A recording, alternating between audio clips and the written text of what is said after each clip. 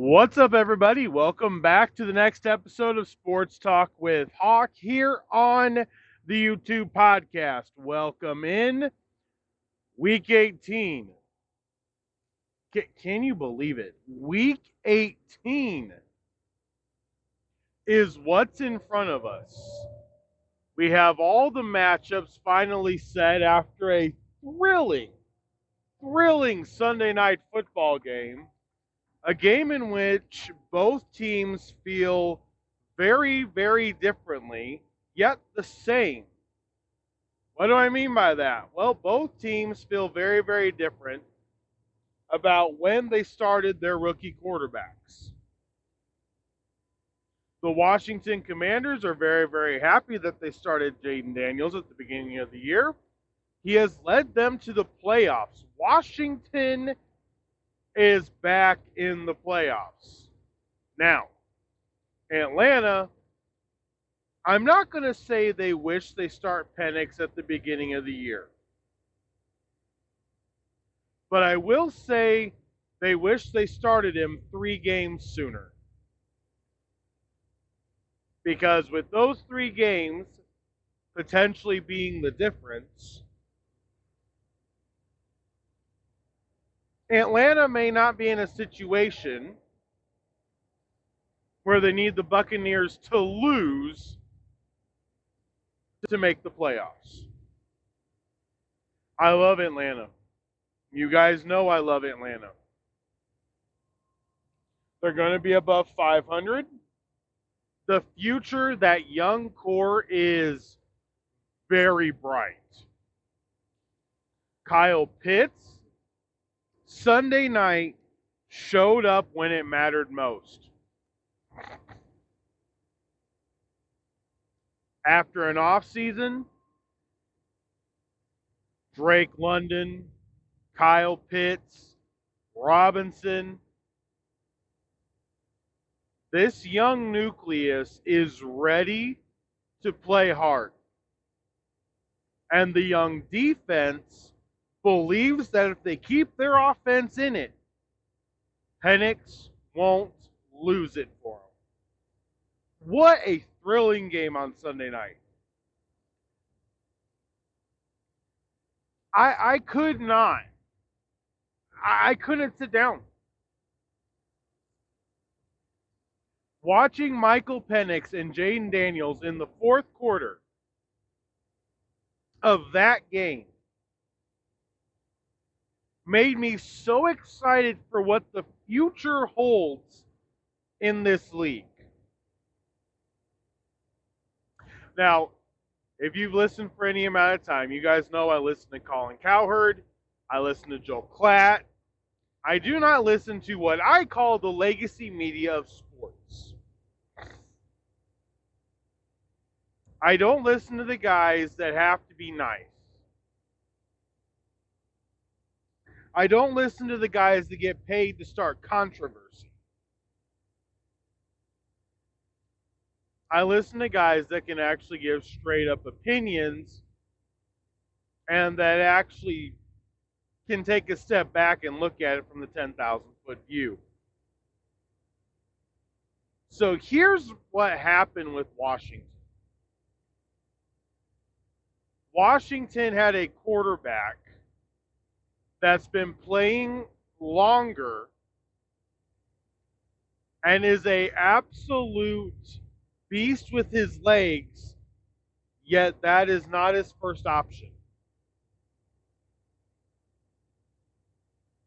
The Falcons had a quarterback in his first road start,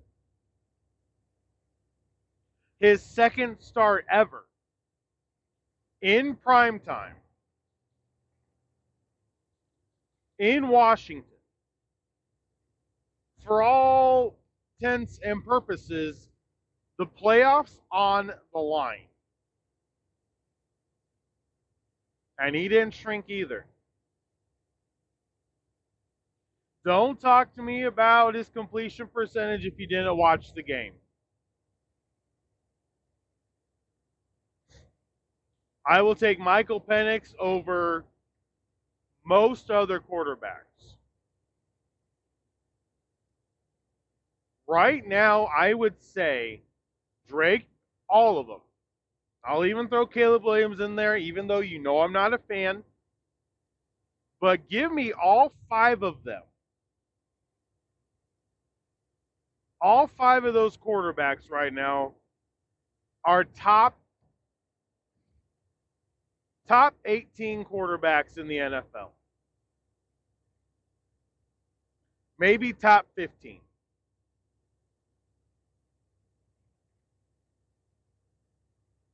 But there was something that Collins said in his Week 17 reaction, and he's been alluding to it the last couple of weeks. And this is where I don't want this narrative to get pushed or to become strong in other places. Colin brought up a point that he asked John Middlecoff. The NFL right now is a really heavy top, a really heavy bottom, and not much in between right now. And he asked, is this a one-off? Or is this what the future for the NFL is going to be?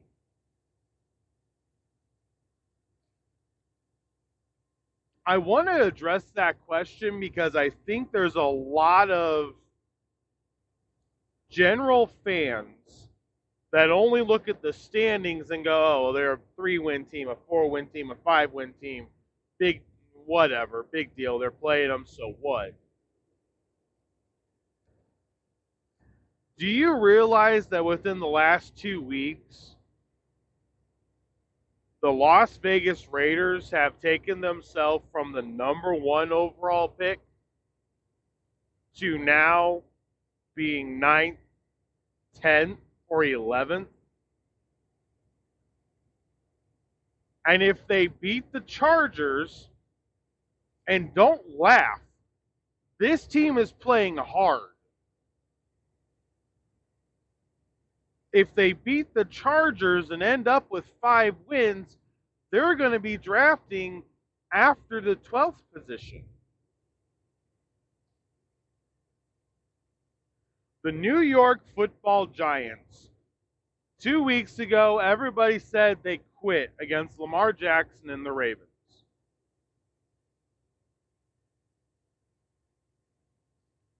This week, the young team, the young nucleus, and even some of the vets, Thibodeau, Brian Burns, showed we're not going to roll over.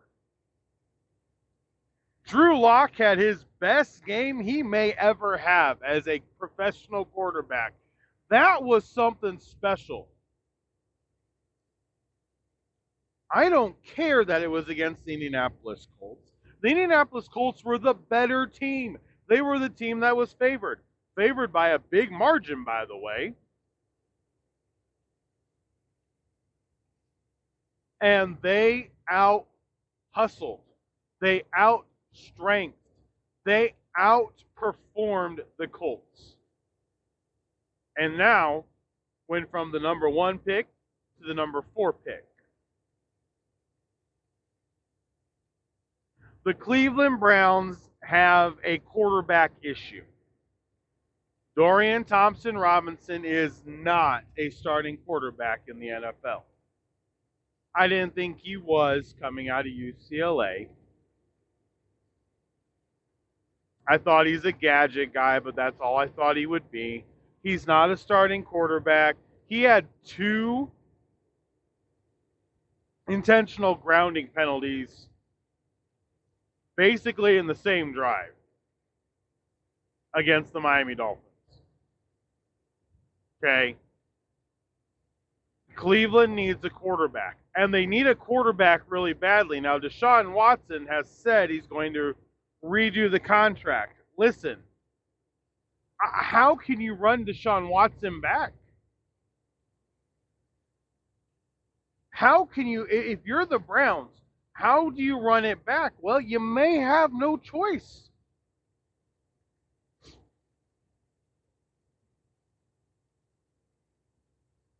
This year's rookie quarterback draft class is not strong. I don't know if next year's is strong either. I believe the next strong draft class won't be for 2 years. Because, forgive me, I don't count 2 quarterbacks as a strong draft class.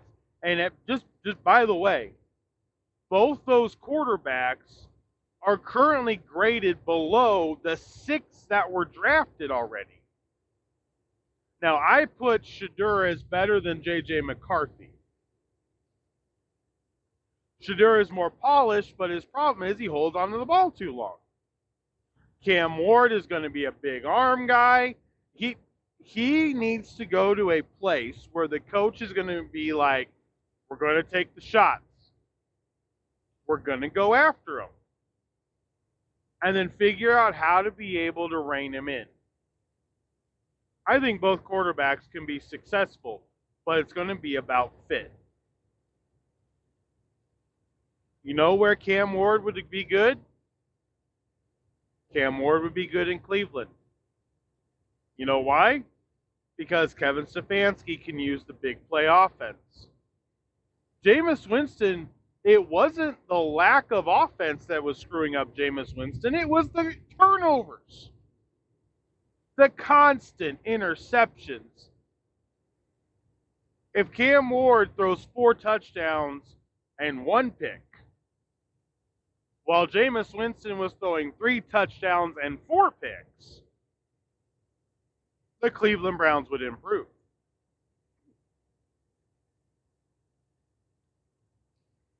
Now, when you look at the rest of the NFL,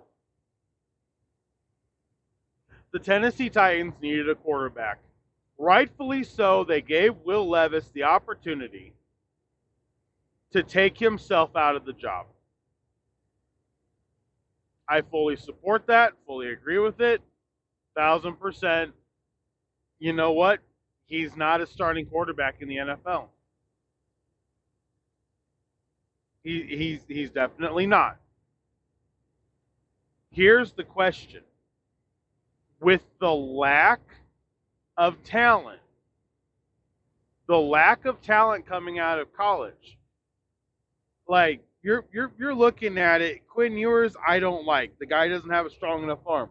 We saw Michael Penix on Sunday Night Football on a 4th and goal, game on the line, throw a frozen rope through the eye of a needle, through the football through an eye of a needle to get to Kyle Pitts for the winning touchdown. It was the right read, it was the right throw, and it was exactly how you needed to throw that ball. Quinn Ewers can't do that, and neither can Carson Beck.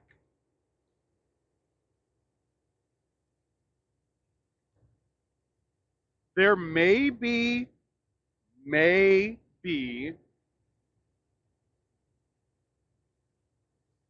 a player that's going to get drafted. I'm going to say this. Colin said it. I agree with it. I liked Riley Leonard at Kentucky.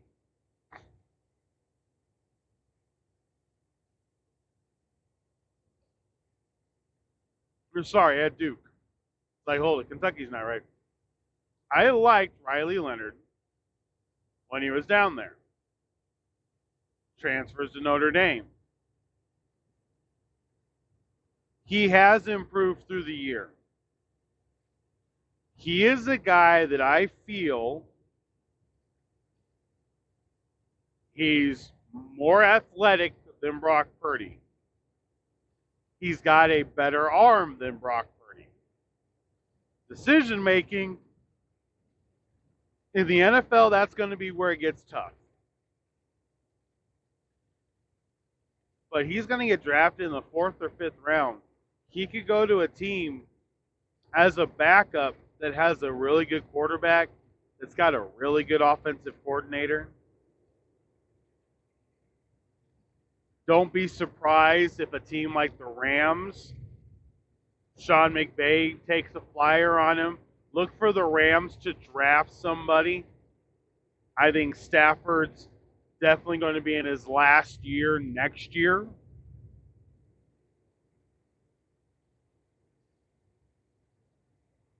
When you look around it now, you got the Saints that, unless they beat the Buccaneers, are going to be in a position with David Carr where they got to figure out what to do. Or Derek Carr, sorry, not David. Derek Carr. The Jaguars have an injured quarterback coming back. The Dolphins, Tua is now just injured all the time. The Steelers, if they lose to the Bengals, will go into the playoffs on a 3-game losing streak. 3 or 4 game losing streak. Actually before, it'd be the Eagles, the Ravens, the Chiefs, and then the Bengals. Russell Wilson's allure doesn't look as good late in the year now, does it? Cooper Rush. The guy's a free agent. Look what he's done with Dallas. If you have a good offensive coordinator, I could make an argument right now that Cooper Rush could be a stopgap quarterback.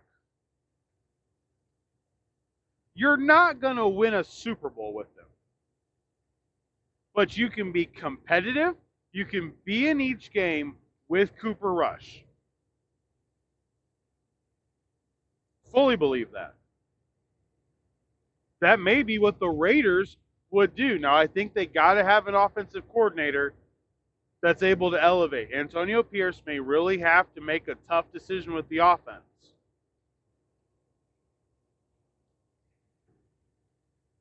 Now, don't forget,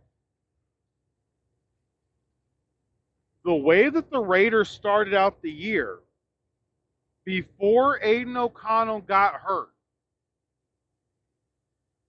it was really strong.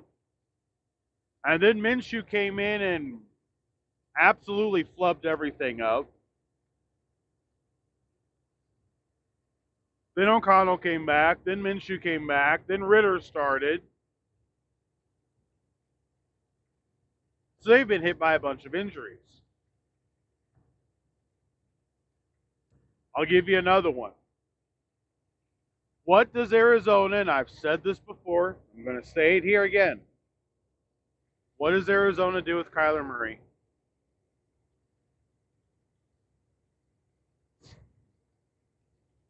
Listen, the reports are out there.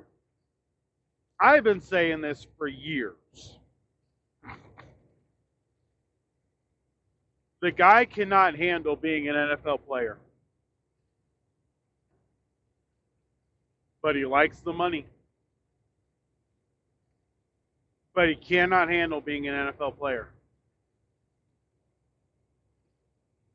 If I were him, I would go get a contract to spring training with the Arizona Diamondbacks and try to be a pitcher. Go back to baseball. He doesn't want to get hit.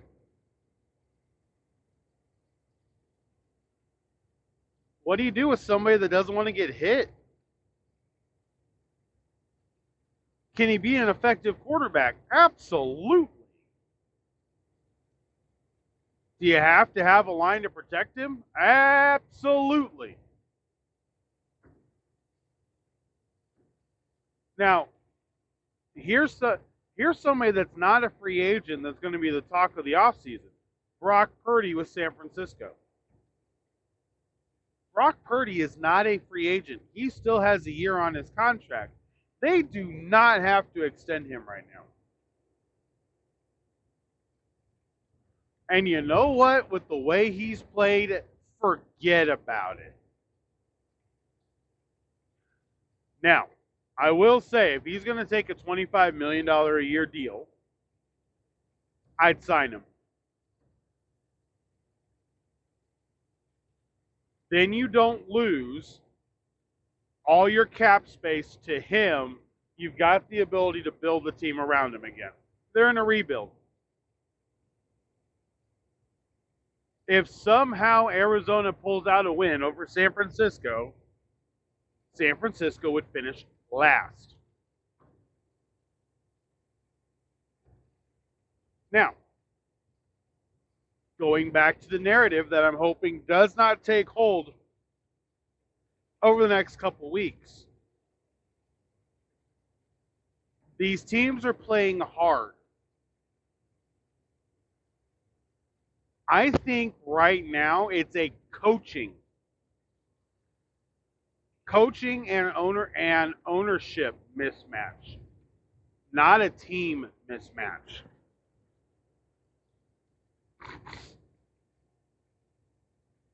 Doug Peterson has lost the ability, like Frank Reich did, has lost the ability, the fire, the fervor to be able to coach an NFL team. I'd love to see him get fired and go coach college. I think he could do okay. I think he'd do just fine in college.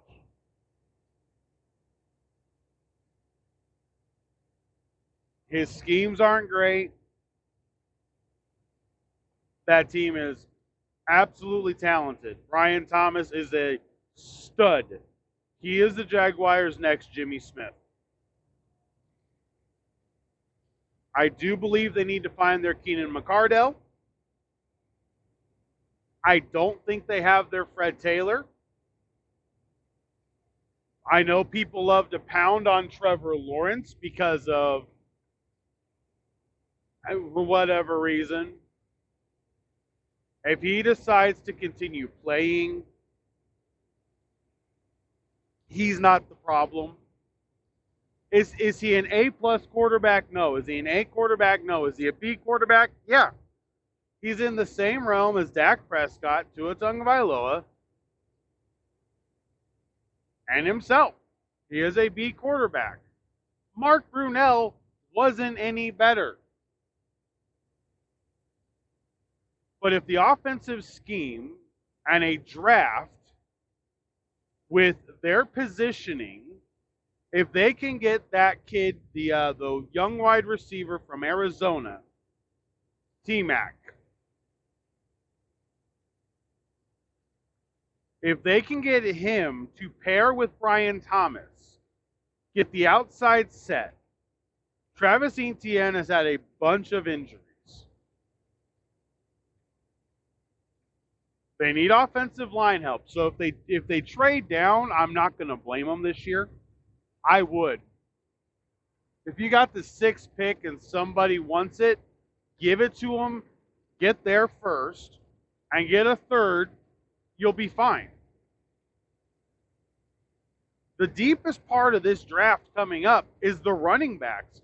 The running backs are deep. We got a couple good tight ends. Loveland from Michigan and Warren from Penn State.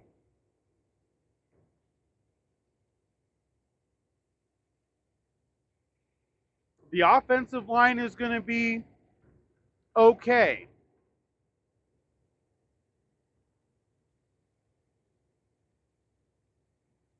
The defensive line, stacked. I've said this for a while now. This is a defensive draft. If you need to improve on defense, this is your draft to improve the defensive side of the ball, i.e., Detroit Lions, i.e., Cincinnati Bengals, i.e., Indianapolis Colts. Get the picture? The New England Patriots are in a really weird spot right now with the potential number 1 pick. They don't need a quarterback. Don't tell me Drake May can't. Drake May is the best part of that team right now. He needs a true team. And I'm not sure if Jerod Mayo is the correct coach. I think it's a little bit too edgy. I think because he only played New England, I think he doesn't understand what the rest of the league does, and it hurts.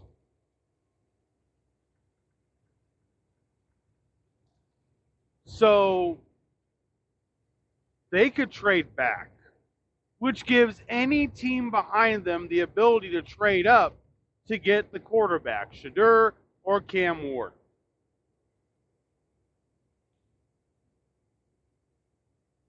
If I'm Oakland, I'm going after Shedeur.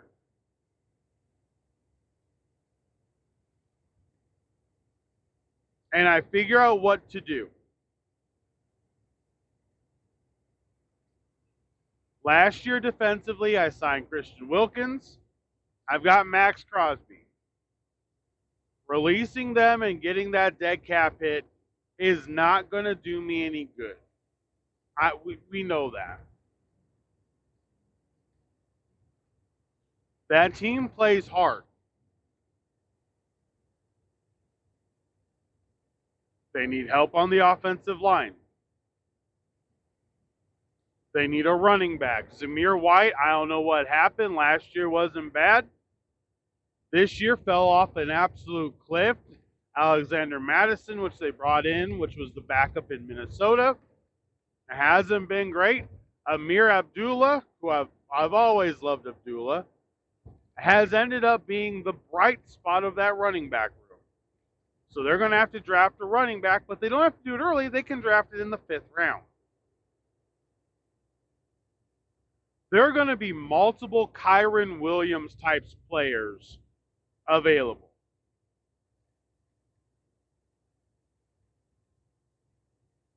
But this narrative that the bottom is so big because of a player gap, that is not what it may be. It may be a coaching gap, but you look down there and you've got Stefanski's down there. Kevin Stefanski, we know, is a fantastic coach. This year just didn't have the magic. This year just didn't work. The Browns are going to have to make hard choices. Really hard choices. What to do with Myles Garrett? When you're a bad, so here's the thing. When you're an actual bad team, defense doesn't save you. The Dallas Cowboys, I could now make a case for not trading away any pieces. Except for the fact that Dak Prescott's going to count so much against the cap. You have to nail every draft pick or you're done. Cleveland, in the same way, a little bit older players, injuries, obviously Chubb, and Njoku's been struggling to stay healthy.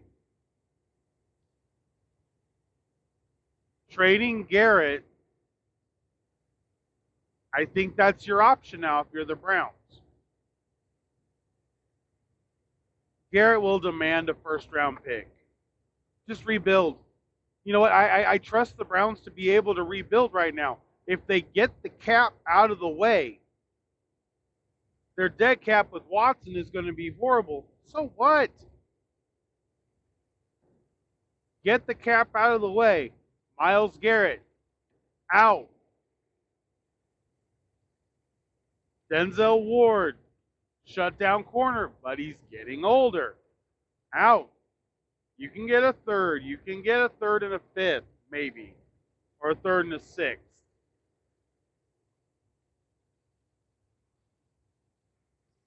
At this point is where teams need to be honest about what they're doing.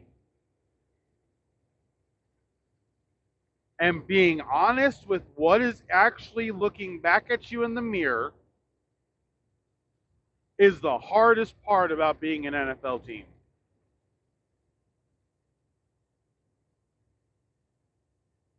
So we're going to have a podcast this week, and that's going to be what it's called, Looking in the Mirror. What is that? What is the reality? And we're going to go through the current bottom 10 or the top 10 draft picks.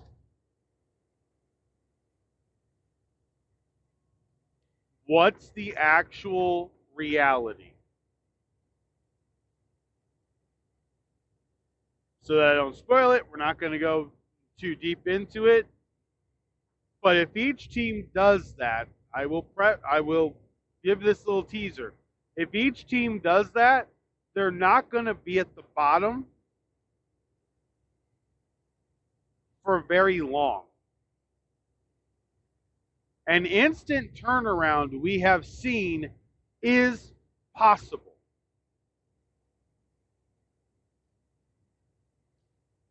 Week 17 gave us the Vikings and Packers, thrilling game. Falcons and Commanders, absolutely thrilling game. The Bengals and Broncos, oh my gosh. The Cardinals have played the Rams tough both times this year. It's a division game. Duh.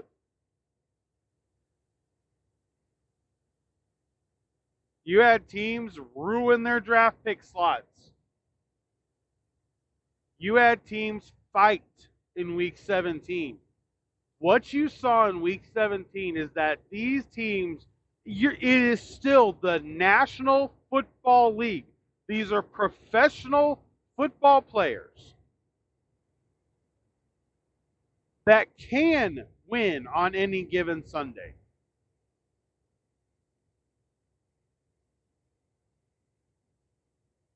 So we're going to look in the mirror later this week.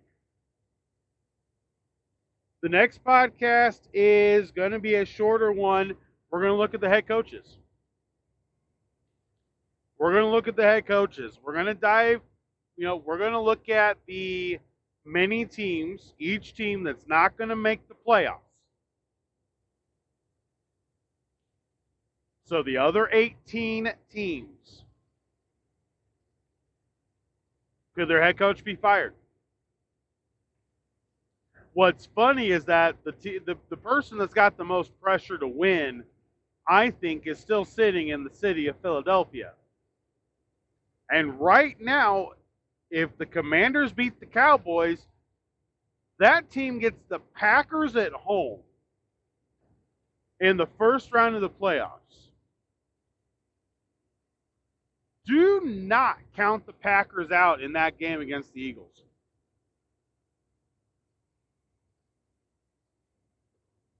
Don't count them out.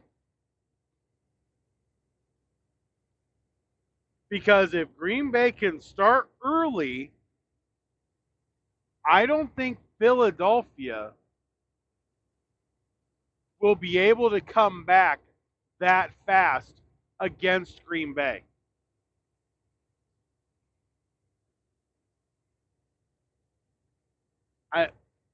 The Packers are the worst matchup for the Eagles because they can play ball. I think it's setting up to be really interesting. Look out for if Detroit can beat Minnesota. This is what's going to be really interesting. I think Jayden Daniels is a bad matchup for the Detroit Lions. I think he's a bad matchup for the Los Angeles Rams.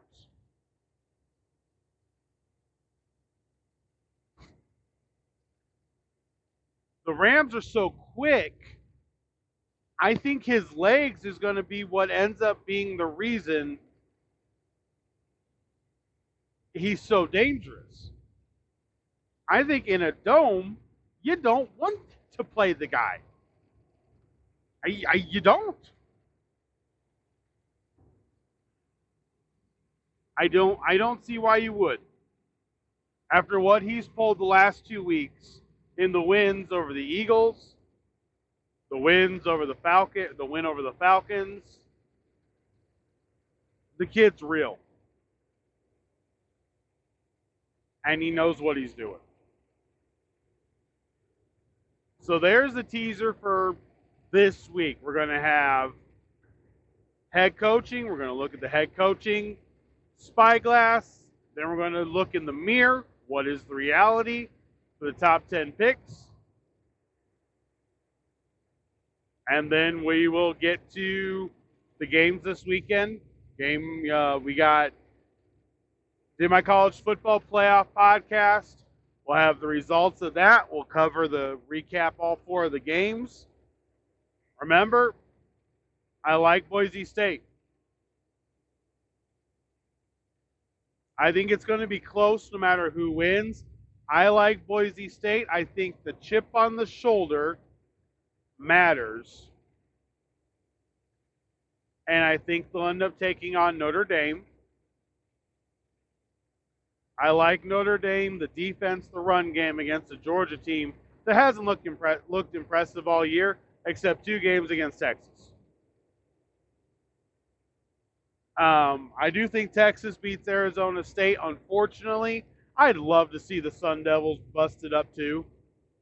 Like, I really would. I really would. I would love to see the Sun Devils absolutely bust the college football playoff semifinals. It would be great if we had Notre Dame, Boise State, Ohio State's a big name, lower seed, blah, blah, blah. You can't go wrong on the Ohio State-Oregon game. But think about having all the quote-unquote lower seeds win, or lower-ranked teams win.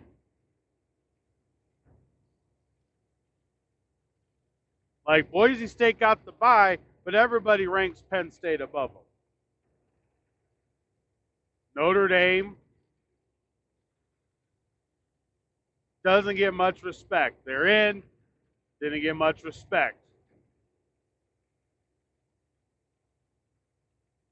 All the non-big brand teams winning would be huge. It'd be absolutely huge. I think Arizona State, Boise State, Notre Dame winning would be great to showcase why the college football playoff was so important to roll out.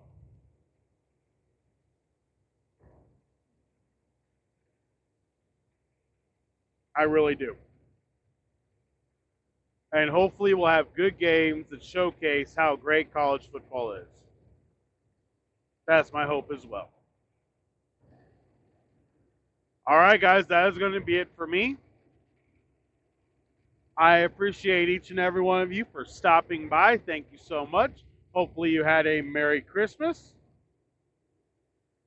And as we head into this, as it's New Year's Eve, hopefully you have a blessed New Year. Blessings from me to you and your family in the year 2025. I don't know what it holds, but may God bless you and yours in the coming year. Thank you so much for hanging out with us on the last Sports Talk with Hawk podcast of 2024. Until next time, for Sports Talk with Hawk, I'm Hawk, and Happy New Year.